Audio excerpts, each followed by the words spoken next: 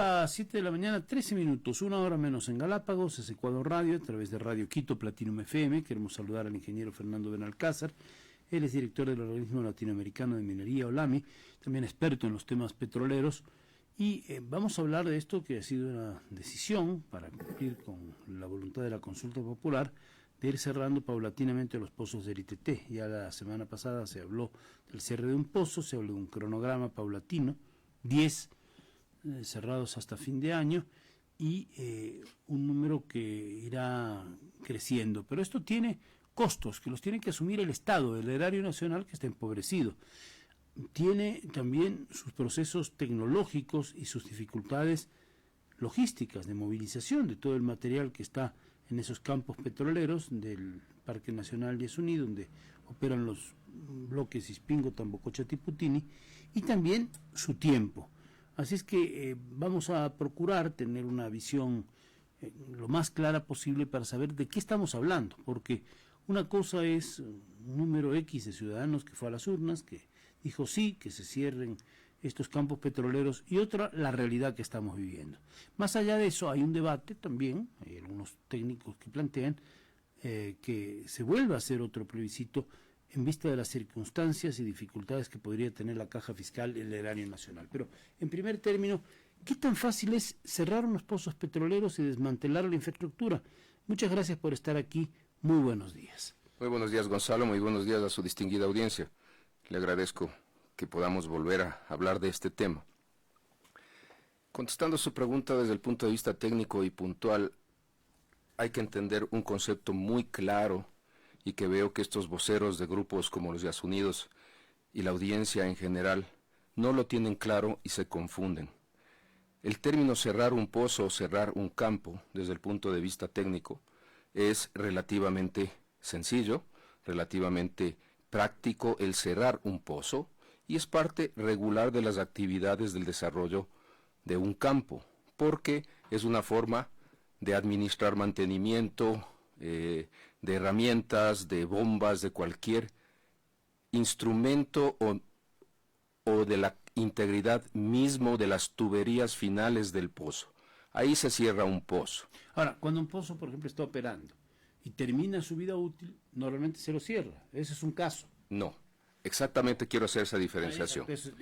Cierro un pozo por efectos de mantenimiento y de continuidad y de desarrollo presente y futuro. Ya. Aquí viene la gran diferenciación. Exacto. Cuando un pozo, por cualquier razón, motivo, circunstancia, desde la administración del campo se toma la decisión de abandonar el pozo, ahí existen muchos pasos que terminan en el cierre definitivo y en un paso intermedio que se conoce como matar el pozo, como que el pozo está muerto. ¿Esto qué implica? Implica identificar exactamente los puntos en donde yo no quiero afectar acuíferos, que siempre hay bajo superficie. Segundo, quiero cerrar por donde entra el flujo de líquidos que incluyen petróleo, agua y gas, y procedo a taponarlos de manera definitiva mediante técnicas que llegan a utilizar un cemento muy especial. Tapono esos puntos. El rato que taponé un pozo, le maté al pozo, y ahí sí puedo abandonarlo. Y en superficie ya no vamos a ver ese cabezal del pozo bonito con 5 o 4 válvulas. Claro, a veces pensamos que lo que vemos en una imagen de televisión con esas válvulas es todo el pozo, y no es así. El pozo puede ir adentro 3-4 mil metros. Varios kilómetros, claro. Entonces esas válvulas, ese tipo de pozo desaparece y se pone un pozo ciego. Un pozo ciego es un pozo con un tapón definitivo. Ahí sí, el pozo fue abandonado. Entonces, 2 pasos.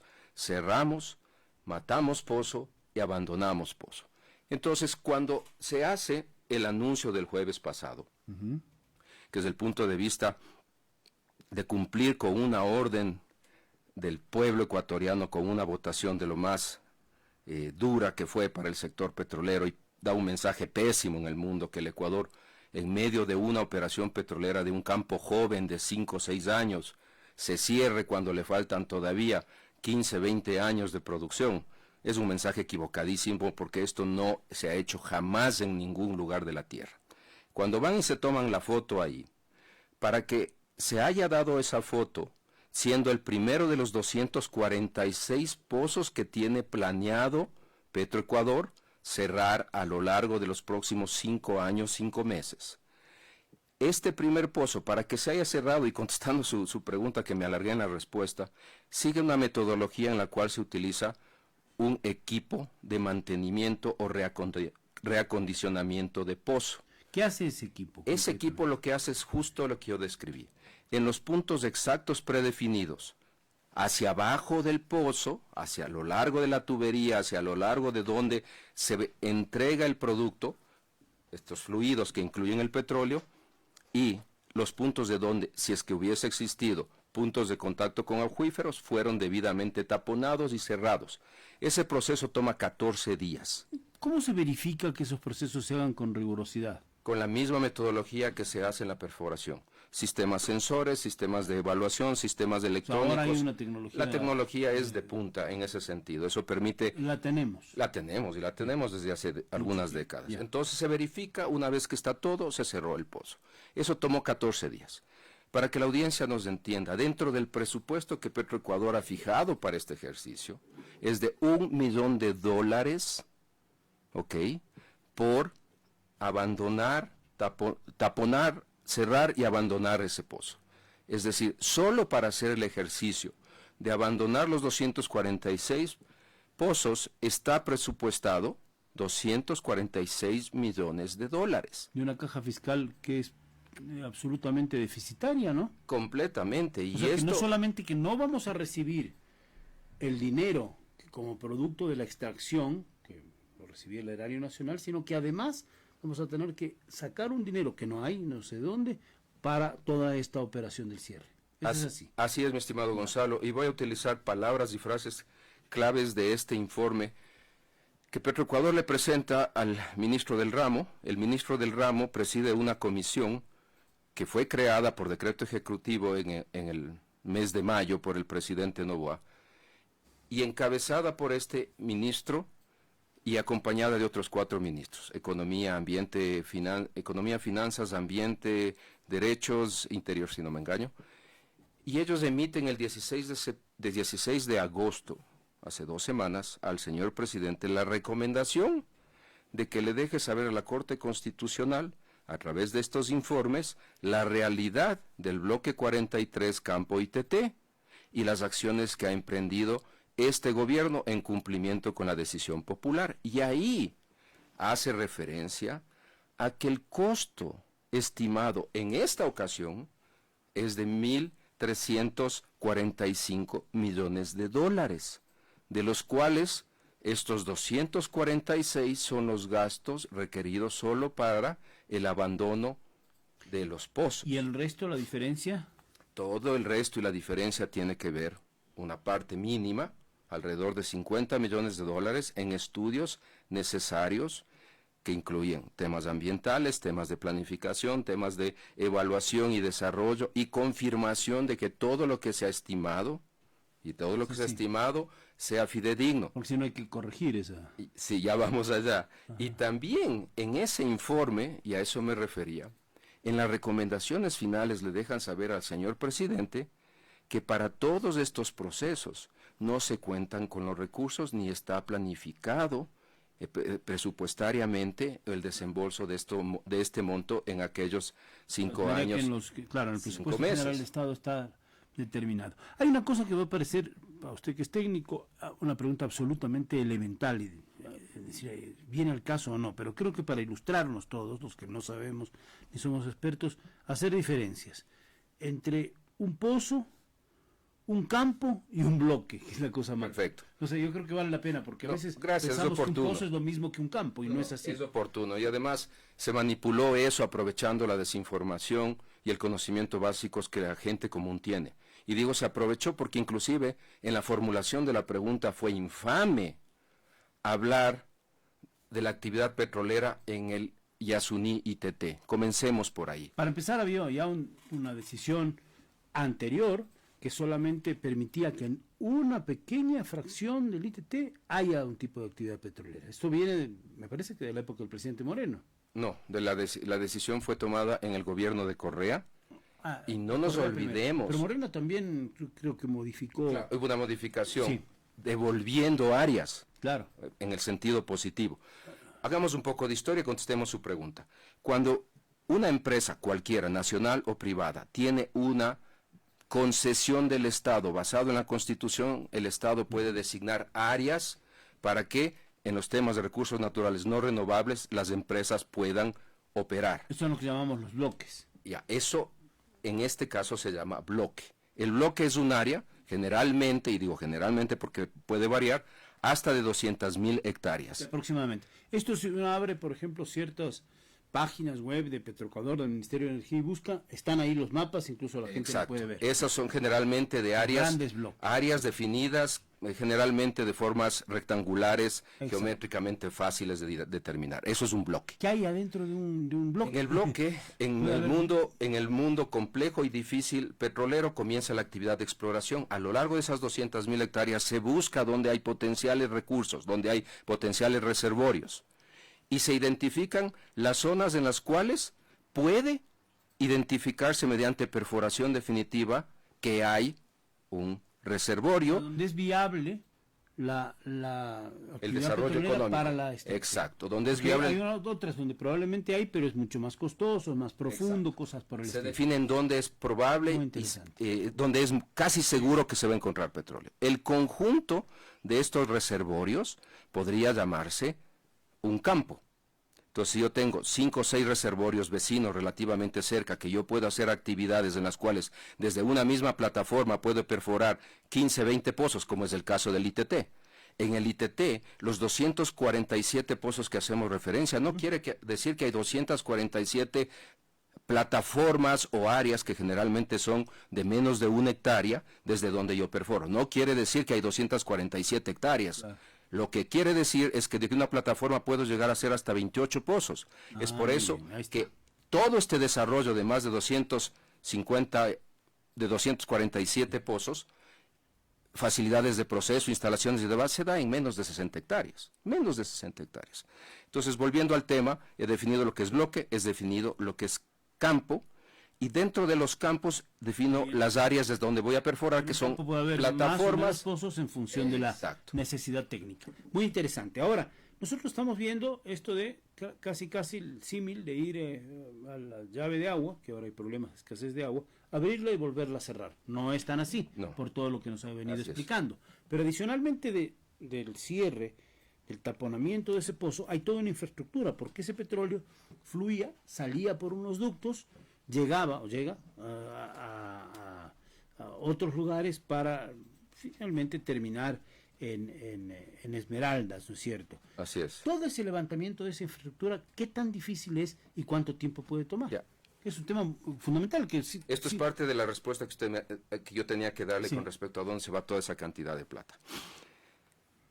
A los Los señores de Yas Unidos salen en los últimos días, jueves y viernes, a la prensa y siguen con la utopía de que esto tenía que cerrarse en un año. Físicamente, al ser una zona extremadamente sensible, se emitieron licencias ambientales que establecieron restricciones muy fuertes, que tienen que ver con todo lo que es las áreas de proceso, todo lo que es caminos de acceso y toda la logística. En esas licencias se establece, por ejemplo, que el camino, que se llamaba sendero ecológico, pero en realidad termina siendo tan estrecho y tan pequeño que se lo definía así, pero es un camino que da acceso y movilidad, que no tiene más de 5 metros en toda la zona donde está el ITT. Restringe cómo puede movilizarse todo lo que sería la infraestructura a desmontarse. ¿Qué quiere decir la infraestructura?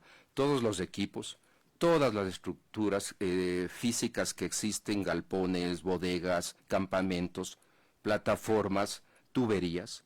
Son miles de toneladas de material. Eso está estimado en este estudio Hay que salir por en 27.000 toneladas. Yo vi el otro día en los reportajes de televisión que se va a tener que llegar a llevar hacia un puerto y movilizar por Gabarra todo ese material y que puede tardar un tiempo pero realmente largo. Así es, vamos de eso allá. Aparte de esas 27.000 toneladas que tienen que salir máximo a través de estas volquetas cargadas, estas megas plataformas que salen desde cada ubicación, desde cada plataforma, hasta un centro de acopio en Puerto Miranda. Puerto Miranda es un puerto que se construyó para la logística. Que también va a ser cerrado al final de la operación. Al final del camino tendría que deshacer Puerto Miranda también, pero de Puerto Miranda se desplazaría todo hacia Coca, en donde habrá un nuevo sitio de acopio y demás. Hay que tomar en cuenta que también hay nada más y nada menos que 12.000 metros cúbicos de hormigones que tienen que romperse. 12.000 metros cúbicos, para tener una idea. Escoger todo el material que está en la avenida de las Chiris, perforar, reventar, levantar, hacer una montaña, que da 12.000 metros cúbicos para ¿Y entender. eso cómo se levanta? Eso... Con técnicas básicas de construcción, martillos hidráulicos y neumáticos. Es un trabajo terrible. Ya, a eso sumemos que tienen 570.000 metros cúbicos, ¿me escuchan bien? 570.000 metros cúbicos de áridos y pétreos. ¿Qué es todo eso? El material que se ha ido utilizando para hacer las carreteras, que se ha hecho para cada plataforma, aquellas que dije que no tienen más de 1 hectárea, en donde se coloca este material. Para darle solidez y para que exacto, porque hablemos que son arcillas en zonas expandibles y demás, entonces se cambia el suelo y se hace. Solo por dar un ejemplo, a eso súmenle stocks de bodegas y demás. El número estimado para mover, de acuerdo a las restricciones, tanto de transporte terrestre como de gabarras, porque tampoco puedes meter 500 gabarras que no hay en el país, sino 4 gabarras que hacen el transporte de Puerto Miranda acá a puertos. Es cierto que se demora como 4 días. 4 días exactos del tiempo de logística, cuando se ve que está entrando el diésel, cuando se ve que está sacando materiales, cuando se ve...